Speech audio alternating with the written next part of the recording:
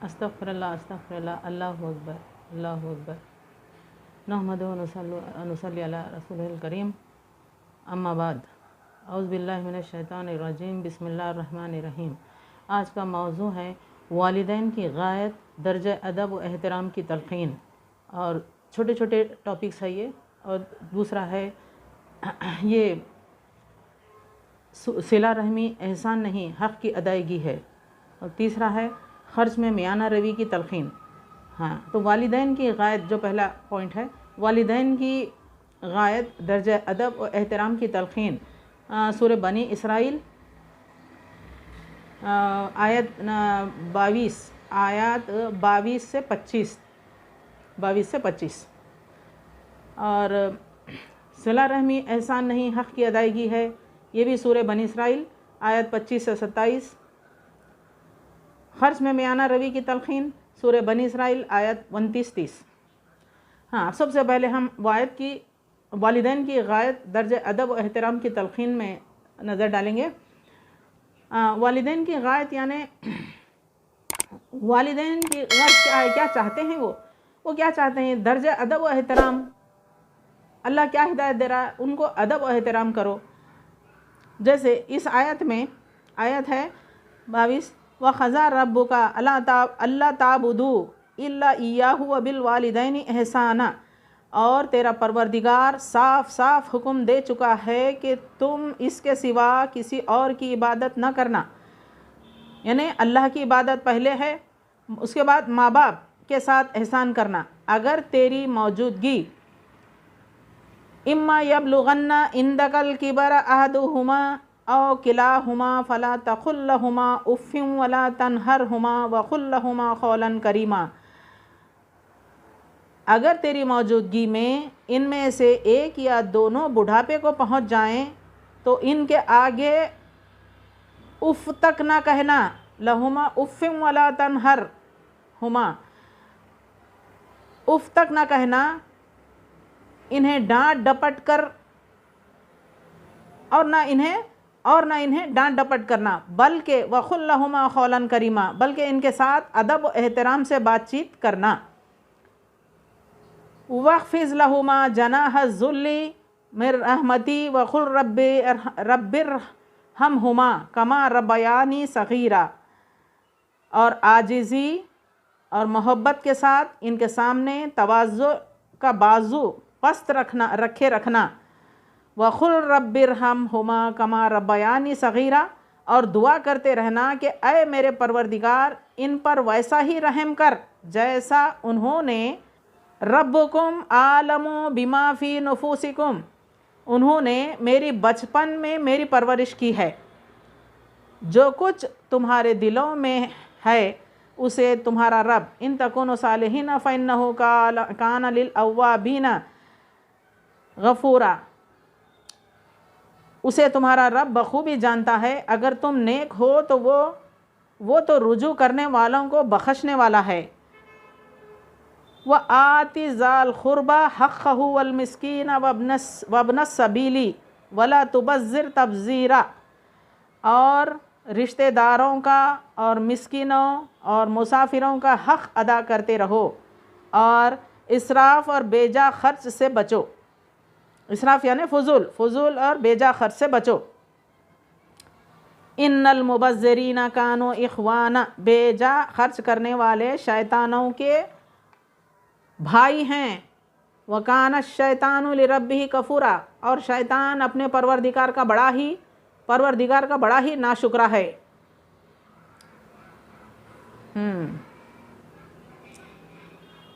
तो अब यहाँ पर देखिए वालिदैन क्या चाहते हैं। इसमें यह तो मैं तर्जुमा पढ़ के बताई। अभी यहाँ पर तफसीर में क्या दिया है, इस आयत में अल्लाह तबारक व तआला ने अपनी इबादत के बाद दूसरे नंबर पर वालिदैन के साथ हुस्न सलूक का हुक्म दिया है, जिससे वालिदैन की इताअत, इनकी खिदमत और इनके अदब व एहतराम की अहमियत वाज़ेह है। गोया रबूबियत कुबरा के तकाज़ों के साथ रबूबियत सुग़रा के तकाज़ों की अदायगी ज़रूरी है। रबूबियत कुबरा यानी अल्लाह की इबादत के बाद उन रबूबियत सुग़रा वालिदैन उनकी ادائیگی ضروری ہے۔ احادیث میں بھی اس کی اہمیت اور تاکید کو خوب واضح کر دیا گیا ہے۔ پھر بڑھاپے میں بطور خاص ان کے سامنے ہوں تک کہنے اور ان کو ڈانٹنے ڈپٹنے سے منع کیا ہے، کیونکہ بڑھاپے میں والدین تو کمزور، بے بس اور لاچار ہو جاتے ہیں، جبکہ اولاد جوان اور وسائل معاش پر قابض و متصرف ہوتی ہے۔ علاوہ ازیں جوانی دیوانی کے جذبات اور بڑھاپے کے سرد و گرم چشیدہ تجربات میں تصادم ہوتا ہے۔ ان حالات میں والدین کے ادب و احترام کے تقاضوں کو ملحوظ رکھنا بہت ہی مشکل مرحلہ ہوتا ہے، تاہم اللہ کے ہاں سرخ رو وہی ہوگا جو ان تقاضوں کو ملحوظ رکھے گا۔ اب یہاں پر دیکھیے، اب ہم اس پر چرچا کریں گے۔ کیا ہے؟ اللہ تعالیٰ اپنی عبادت کے بعد والدین کے لیے چنا ہے۔ کہتا ہے کہ والدین کو اف نہ کہو، ڈانٹ ڈپٹ کر باتیں مت کرو، کیونکہ تم جوانی میں پہنچ چکے ہو۔ جوانی میں گرمی چڑھی رہتی ہے، اب جو ہے جوانی دیوانی ہو جاتی ہے، اس میں ہوش نہیں رہتا۔ بس یہ بڑھاپے کے لوگ تو دنیا کے تجربے کار رہتے، دنیا کے تجربات سے واقف رہتے، جیسے یہاں پر دکھایا ہے سرد گرم جو ہے تجربات سے جو ہے وہ باہم ٹکراؤ ہوئے رہتا ہے ان کے زندگی میں۔ تو یہ تمام تجربات سے گزر کے جو ہے بڑھاپے میں پہنچ چکے ہوتے ہیں، اور ان کی کفالت کون کرتے ہیں؟ ان بچوں کی ماں باپ ہی تو کرتے ہیں۔ اب کفالت یعنی ان کی دیکھ بھال، اب ایسا کر کے بڑا کرتے ہیں، جب انہوں بڑھاپے کو پہنچ گئے اس کے بعد جو ہے آپ ان کو ڈانٹ کے بات کر رہے ہیں، ڈانٹ ڈپٹ کے غصے سے بات کر رہے ہیں، تو اس کے لیے نرمی سے بھی بولا جا سکتا ہے، سمجھا کے بولا جا سکتا ہے۔ پھر بھی وہ اگر ماں باپ نہیں سمجھ رہے ہیں تو آپ خاموش رہیے۔ یہاں پر دیکھیے اللہ تعالیٰ اتنی خوبصورت مثال دیا ہے، جیسے ایک پرندہ جو ہے جب اپنے بچوں کو اپنے سائے شفقت میں لیتا ہے تو ان کے لیے اپنے بازو پست کر دیتا ہے۔ یعنی تو بھی والدین کے ساتھ اسی طرح اچھا اور پر شفقت معاملہ کرنا، اور ان کی اسی طرح کفالت کر جس طرح انہوں نے بچپن میں تیری کی۔ یہ میں تفسیر پڑھ رہی ہوں۔ یہ معنی ہیں کہ جب پرندہ اڑنے اور بلند ہونے کا ارادہ کرتا ہے تو اپنے بازو پھیلا لیتا، اور جب نیچے اترتا ہے تو بازوؤں کو پست کر لیتا ہے۔ اس اعتبار سے بازوؤں کے پست کرنے کے معنی والدین کے سامنے تواضع اور عاجزی کا اظہار کرنے کے ہوں گے۔ دیکھیے کتنی خوبصورت مثال دے رہا ہے پرندے کی۔ جب پرندہ بلندی پر اڑتا ہے تو پروں کو پھیلاتا ہے اور تیز رفتار سے بلندی پر جاتا ہے، جب اترتا ہے تو پست ہو کے اترتا ہے۔ اسی طرح اولاد کو بھی چاہیے کہ ماں باپ کے سامنے ادب و احترام کریں اور زبان اونچی نہ رکھیں، زور ڈانٹ ڈپٹ کے بات نہ کریں۔ یہ آج کل بچے جو ہے اس بات کو سمجھتے نہیں ہیں، پھر تھوڑی دیر کے بعد مایوس ہو جاتے ہیں، ماں باپ نروس ہوتے ہیں، آپ اس کو سمجھا بھی نہیں سکتے۔ ایک بار دل کو چوٹ لگتی ہے ماں باپ کے تو وہ زندگی بھر وہ بھولنے کی کوشش کرے تب بھی نہیں بھولے جاتا کہ میں نے ان کو کیسے پرورش کیا تھا، آج یہ دن دیکھنے میں آ رہے۔ اور بچے جو ہے ذرا ان کو جوانی آ گئی تو ہم کو ایسا نگاہ میں نہیں لا رہے، تو اس طرح کے خیالات پنپنے لگتے ہیں ماں باپ میں، کیونکہ وہ ضعیف اور لاچار ہو جاتے ہیں۔ تو اتنی اچھی کفالت کی بات بتا رہا ہے کہ جب وہ کفالت کر کے تم کو بڑا کرے ہیں تو تم بھی اب ان کو کرو نا۔ وہ کیوں نہیں کر سکتے؟ کیوں نہیں کر سکتے؟ وہ سمجھ میں نہیں آتا؟ تم کو بھی اس عمر میں پہنچنا ہے، تمہاری بھی اولادیں تمہارے ساتھ ایسا ہی سلوک کرے گی، تب تم پھر یاد کرو گے کہ ہمارے ماں باپ کو ہم ایسا کرے تھے کیا نہیں۔ ہاں بھولنے کی کوشش کرتے، ہم بھی کرے تھے تھوڑا بہت، ذرا ہم بھی اونچی آواز میں بولتے تھے۔ ایسا ہونے والا نہیں ہے، اللہ تعالیٰ سب دیکھ رہا ہے۔ تم جتنا بھی بھولنے کی کوشش کرو گے، بچوں کے سامنے تمہاری اولاد کے سامنے بولنے کی کوشش کرو گے کہ ہم ایسا نہیں کرے، ہرگز نے اوپر والا دیکھ لیا ہے، تمہارے اعمال نامہ لکھ چکا ہے وہاں۔ تو اس طرح سے یہ حرکتیں نہیں ہونی چاہیے۔ بازوؤں کو پست کر دینا، یہ کتنی اچھی مثال دیا ہے۔ اور تواضع اور عاجزی کا اظہار کرنے کے ہوں گے۔ قرآن کریم کے ان الفاظ سے معلوم ہوا کہ غریب رشتہ دار، اب یہاں مساکین مسکینوں کی بات آ رہی ہے، تو یہ مسکینوں کی بات دیکھیے، لوگ جو ہے کیا ہے صلہ رحمی احسان نہیں، حق کی ادائیگی ہے۔ تو اب بعض لوگ کیا اب دیکھیے غریب مسکین اور مسافر ایسے لوگوں کو جو ہے ہم مدد کرتے ہیں، کھانے پینے کی، کپڑا وغیرہ، پیسوں کی کچھ بھی مدد کرتے ہیں، تو آپ بولتے بیٹھو نا، نہیں بولنا چاہیے کسی کے سامنے کہ میں اتنا دیا، میں اتنا دیا، یہ سال میرے پاس بہت لوگ آئے مانگنے کو، میں اتنا خرچ کرا۔ ارے اللہ تعالیٰ کے بندے ہیں وہ، اگر تم ان کو دیں گے وہ کہاں سے آ رہا تمہارے پاس؟ اللہ تعالیٰ نے ہی تمہاری دولت میں اضافہ کر دیا تھا۔ کیوں کرا تھا اس سال؟ کیوں کرا تھا؟ کیونکہ اس کو معلوم ہے وہ بھیجنے والا ہے غربا کو، تمہارے پاس بھیجنے والا ہے۔ تمہاری ضرورتیں کتنی ہیں اتنا استعمال کر لو، ان کے لیے بچا کے رکھو، پھر اب ان کو تم دیں گے تو پھر دوبارہ جو ہے تمہارے اس میں دولت کمائی میں پھر اضافہ کرے گا۔ وہ خوش ہوگا تبھی تو کرے گا نا، جب وہ خوش نہیں ہوگا تو کہاں سے دے گا؟ نہیں کرے گا۔ تو اسی لیے اس بات کا خیال رکھنا چاہیے کہ بولتے بیٹھنا نہیں ہے کسی کے سامنے، میں اتنا دیا اتنا دیا۔ ان پر احسان نہیں ہے یہ، بلکہ مال کا وہ حق ہے جو اللہ تبارک و تعالیٰ نے اصحاب مال کے مالوں میں مذکورہ ضرورت مندوں کا رکھا ہے۔ جیسا یہ مذکورہ یعنی جو بتا رہا ہے یہاں غریب مسکین مسافر وغیرہ، ان کا بھی حق اس کے اندر ہے۔ تمہارے مال میں اس سال اضافہ ہوا ہے، یہ دولت میں اضافہ ہوا ہے، وہ کہاں سے ہوا؟ اللہ تعالیٰ نے تمہاری خیر و برکت کیسے ڈالی؟ اس لیے کہ تم گزشتہ سال بھی جو ہے ان لوگوں کی مدد کیے تھے، اور اس بار بھی جو ہے بھولنا نہیں چاہیے، دوبارہ جو ہے پھر وہ آئے ہیں تو پھر مدد کرتے رہو۔ اس طرح مدد کرنے سے اللہ تعالیٰ تمہاری دولت میں کمائی میں اضافہ کرتا رہے گا۔ ہم ان کا منہ مار رہے ہیں جن کا حق ہے اس دولت میں، اس مال میں، ہم ان کا منہ مار رہے ہیں غریبوں کا، کیونکہ گئے سال دیے تھے نا، پھر کئی کو آئے دوبارہ، گھڑی گھڑی کہاں سے لانا؟ نہیں، ایسا نہیں ہے۔ اللہ کی آزمائش ہے کہ تم گزشتہ سال دیے تھے تو اس بار بھی دینا ہی پڑے گا۔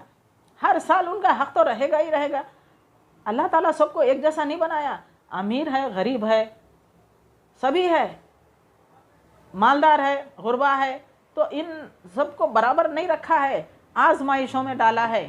تم کتنا اترتے ہیں، جو سب یہ کام کرے گا وہی سرخرو ہوگا۔ سرخرو یعنی کامیاب ہوگا، اللہ کی نظر میں کامیاب وہی ہوگا جو یہ تمام چیزوں کو، ان تقاضوں کو ملحوظ رکھے گا۔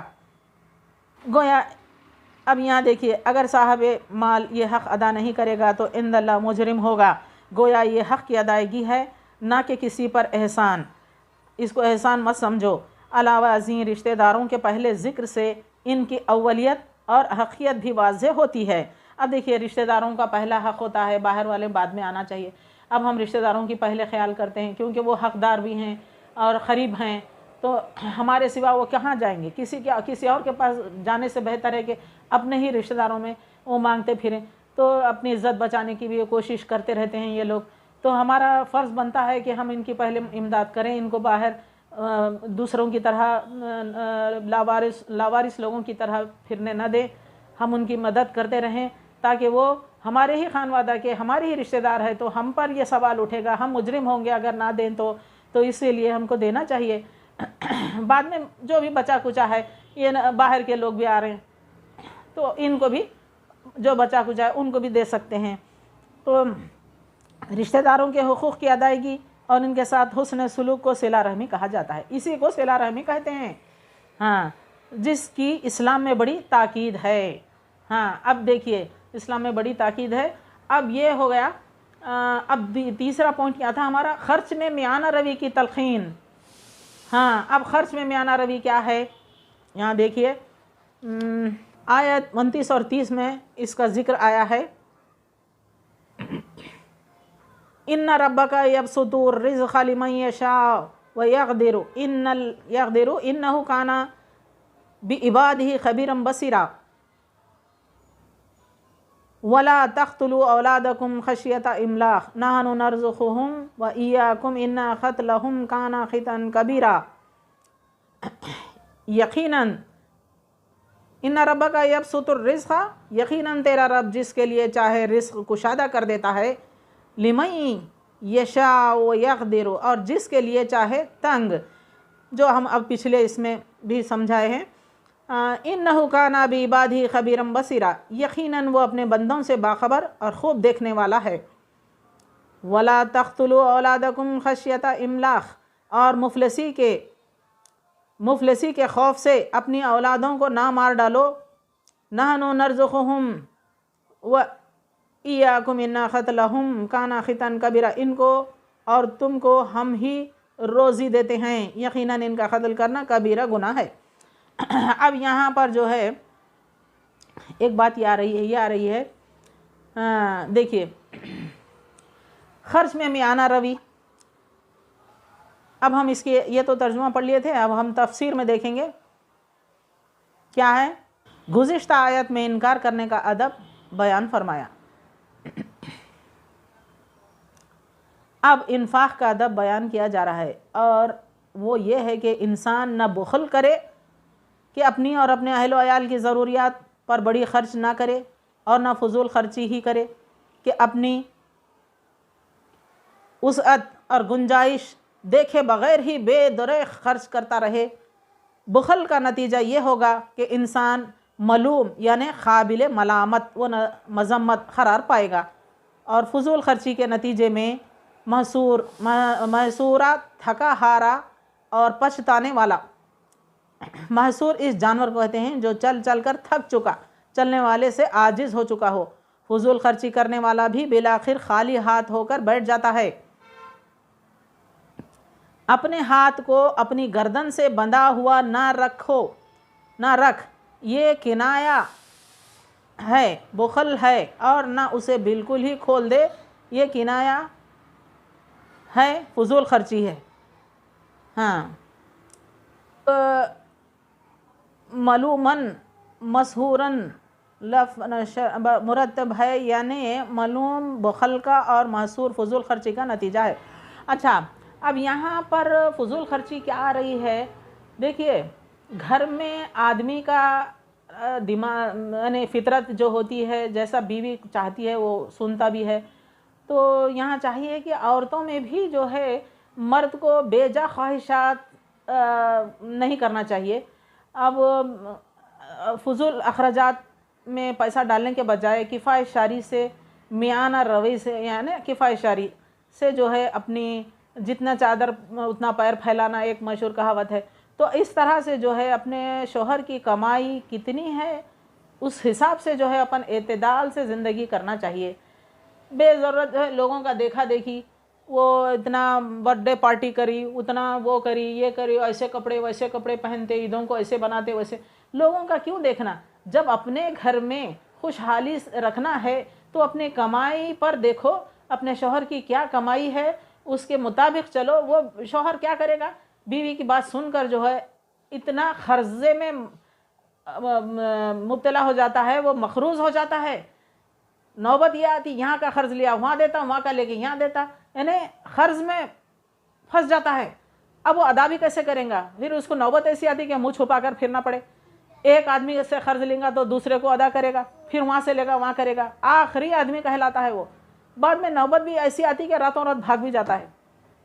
کہاں گیا جی؟ ارے نہیں جی، وہ بہت لوگوں کے قرضے دینا تھا انہیں، لوگ اس کو، وہ آخری آدمی ہے، تم اس کو کائی کو دیے؟ ارے نہیں دے سکتا، وہ چلے گیا، اب لاپتہ ہے، دیکھو اس کے 25، اس کے 20، اس کے 50 یہ دینا ہے پیسے. تو ارے ایک زمانے میں ایک اچھا مقام حاصل کر چکا تھا وہ آدمی، تو اب اس کی بیوی جو ہے اپنے خواہشات کر کر کر کر کے جو ہے اس کو اتنا پھنسا دی. اب وہ اپنی عزت رکھنے، بیوی کے سامنے اپوزیشن میں رہنے کے لیے قرضے کر کر کے لا کے جو ہے بیوی کے خواہشات پورے کر لیتا. پتہ بھی نہیں ہے بیوی کو کہ وہ کیسے کہاں سے لا رہا ہے. اسی لیے نظر رکھنا چاہیے، بچا کے رکھنا چاہیے پیسے، اس کو جو ہے وقت پر استعمال کرنا چاہیے. یہ کفایت شاری کرنا، میانہ روی سے اپنے اس کو استعمال کرنا، یہ عورت کا کام ہوتا ہے.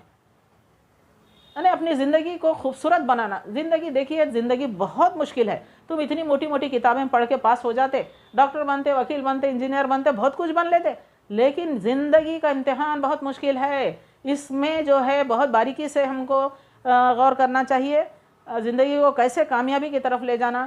کچھ لوگ ایسے بھی ہیں جو اپنی زندگی میں بہت مشکلات، جو لوگ سمجھ چکے ہیں زندگی کیا ہے، ان کے بھی حالات کو میں روشنی ڈال رہی ہوں، ایسے لوگوں سے بھی میں واقف ہوں. تو یہ لوگ بھی جو ہے اپنی کفایت شاری سے اپنے بچوں کو چھوٹے چھوٹے کام کر کے پیسہ کما کے جو ہے بچوں کو تعلیم میں ڈال کے مشکلوں سے تعلیم حاصل کرا کہ آج وہ لوگ اتنے سکھ سے ہیں کہ جو ہے وہ بہت خوش ہیں اپنی زندگی میں، بیٹھ کے کھا رہے ہیں بچوں کی کمائی۔ اگر ہم وہ پچھلی باتوں کو ان کو یاد دلائیں گے تو وہ بولتے ہیں کہ بھائی پچھلی باتیں یاد مت کرو، بہت مشکل تھے، ہمارے وہ دن بہت خراب تھے، اللہ سب دن ویسے نہیں رکھتا، جیسے رات اور دن ہے تو اس طرح سے جب وہ اندھیرے میں تھے ہم اب اجالے میں آ گئے، روشنی میں آ گئے۔ اللہ ہم کو جو ہے ایسے سکھ اور دکھ ایک ساتھ لگایا ہے، دکھ کے دن بھی تھے ہمارے ایسے، اب میں یاد نہیں کرتی، مجھے یاد نہ کو دلاؤ یہ باتیں، ابھی میں جو ہے سکھ سے ہوں۔ تو اس طرح سے بولتے ہیں لوگ۔ تو بہرحال میں سمجھ رہی ہوں کہ کفایت شعری بہت ہی بہترین چیز ہے، یہ نے جو میانہ روی کی تلقین دکھا رہا ہے، ہدایت دے رہا ہے اللہ تعالیٰ، خود فرماتا ہے یہاں دیکھیے یقیناً جو ہے آپ خسارے میں رہیں گے، اس طرح سے فضول خرچی کرتے بیٹھو تو بالآخر خالی ہاتھ ہو کر بیٹھ جانا پڑتا ہے۔ اور کنجوس بھی نہیں ہونا چاہیے، بخل یعنی کنجوس، نتیجہ یہ ہوگا کہ انسان ملوم یعنی قابل ملامت و مذمت قرار پاتا ہے، رہتے ہوئے بھی جو ہے مال رہتے ہوئے بھی کھانا پانی اچھا کھا رہے پی رہے تب بھی جو ہے لوگوں کو ایک کپ چائے تک پلانا ضروری نہیں سمجھتے، اور کیوں اتنا کنجوسی کرتے ہیں کچھ لوگ۔ تو یہ ساری چیزیں کیا ہیں؟ کنجوسی کرنا غلط بات ہے، کنجوسی ہرگز نہیں کرنا، کفایت شعری میانہ روی سے کام کرو۔ جو بھی اگر مہمان آتا ہے مہمان نوازی اچھی خاصی کرو ان کے ساتھ، اتنا بھی نہیں جتنا جتنی چادر ہے اتنا پیر پھیلانا، یہ جتنی اپنی کمائی ہے اس حساب سے آپ کام کرنا، یہ نہیں کہ بڑے بڑے خواب دیکھ رہے ہیں، منگا رہے ہیں بیکری آئٹمس، منگا رہے وہ منگا رہے بریانی منگا رہے یہ منگا رہے وہ منگا رہے، کیا ضرورت ہے یہ سب؟ مہمان نوازی چائے پانی سے بھی ہو سکتی ہے، چائے بسکٹ سے ہو سکتی ہے، عزت دو ان کو، پہلے مہمانوں کی عزت صحیح طریقے سے کرو، تبھی جو ہے تمہاری مہمان نوازی قبول ہوگی، خوش ہو کے وہ جانا، اس کو صحیح رائے دو، اس کو جو بھی اگر پوچھنے آ رہا ہے مہمان، کچھ مدد کے لیے آ رہا ہے، کچھ ترکیب سوچنا چاہ رہا ہے، اس کی مدد کرو، چائے بسکٹ پہ ہی پرواہ نہیں، اور اتنا خوش ہو کے جائے گا، دعا دے کر جائے گا، ارے میں بہت مصیبت میں پھنس گیا تھا، میں اچھا کرے آپ میرے کو صحیح راہ دکھا رہے، میں ایسا ہی کروں گا، یہ سب بول کر خوشی سے چلا جاتا ہے۔